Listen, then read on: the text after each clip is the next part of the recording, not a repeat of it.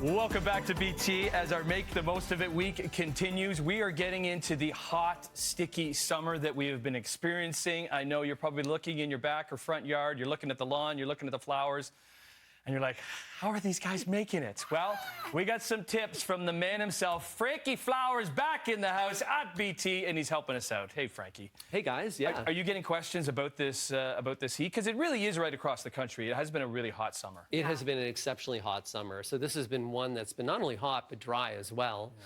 You know, I've been making the most of summer by actually doing some tours because my goal is to find those plants that actually can make the most of your garden season. So that starts now where we're trying to plan for things for future years. So I've been going to plant tours all across North America, looking at new varieties that will be released in 2026, 2027, 2028. How are they reacting to the heat and things like that at this time? Wow. I just got back from Michigan. I saw 10 different plant trials that were there. So I'm looking at varieties that we can make sure that you can make the most of your summer coming up. Because they're always developing new ones. Oh, yeah. To the changing climate? There's changing climate, but they're also looking for ways, disease insect resistance as well.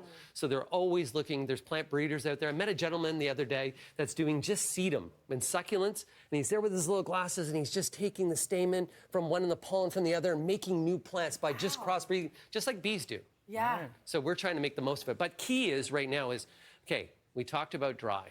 So the key is water is life. So really the first thing, if we're trying to make the most of our plants and making sure our plants survive, I just have a water nozzle here, but making sure that you do deep and frequent waterings of your garden. So what's important is a soaking versus this.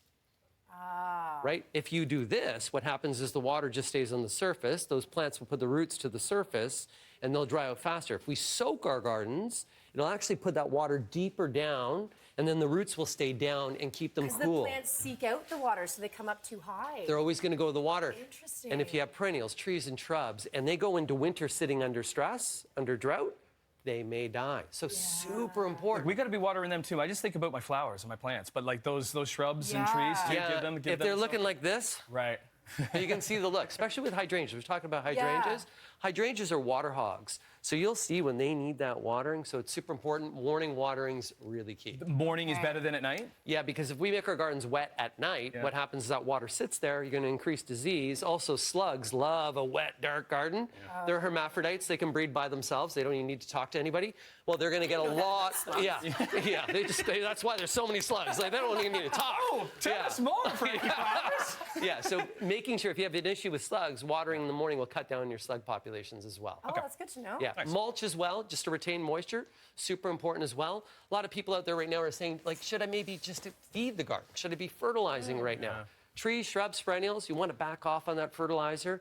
But any of those annuals that you have that you're trying to push a little bit more bloom, what I would do is take a pair of scissors like my petunias calipricolas. I would cut them back, give them a feeding, and they'll flush new growth, and they'll look fantastic all the way until we have frost. What is a feeding? How much? Plant food depends on the different varieties that you have. Water soluble, this one where we mix in water, I'd be doing a water soluble. Because there's all these codes on all this, like fertilizer. Yeah, so I get into the weeds with that. No pun intended. There's 3 numbers in fertilizer: NPK, nitrogen, phosphorus, and potassium. Nitrogen's for green, that's the first number. Middle numbers for either roots or flowers, N numbers for general health. So you're just really basing your fertilizer based on the type of plant material you have. If you don't know what to do, just get an all-purpose. Yeah. It's really going to help you. Did you do really well in high school biology and chemistry? Yeah, I did okay. It's funny, you think it's flowers, but it's actually biology and chemistry that you're doing. It's so cool. Yeah. It's nature. Yeah. Right? So this is happening around you all the time. So yeah, it's biology and chemistry. You want to talk about biology. So with biology, what happens is we look at a plant like lavender, and when lavender's in bloom or anything's in bloom, even this hydrangea, the whole energy of that plant goes to the flower. Why? Because it's producing seed, and that's the way that they reproduce. So it's important at this time of the year, if you want stronger plants, if you see the flowers are starting to end, spent flowers dying back, we want to deadhead, remove those flowers. And even with lavender, as soon as this lavender starts to look like it's getting a little older, we're going to just take that lavender up like this. We're going to tie a ribbon right to the base of it there. We're going to cut right underneath that. And then we can hang that lavender to dry, so it looks pretty. Yeah. Looks good for design. Love it. Victorian design, beautiful. Yeah. And then this will flush out for next year and give us good bloom for next year. So you're not going to get it back this year. It's a next year thing.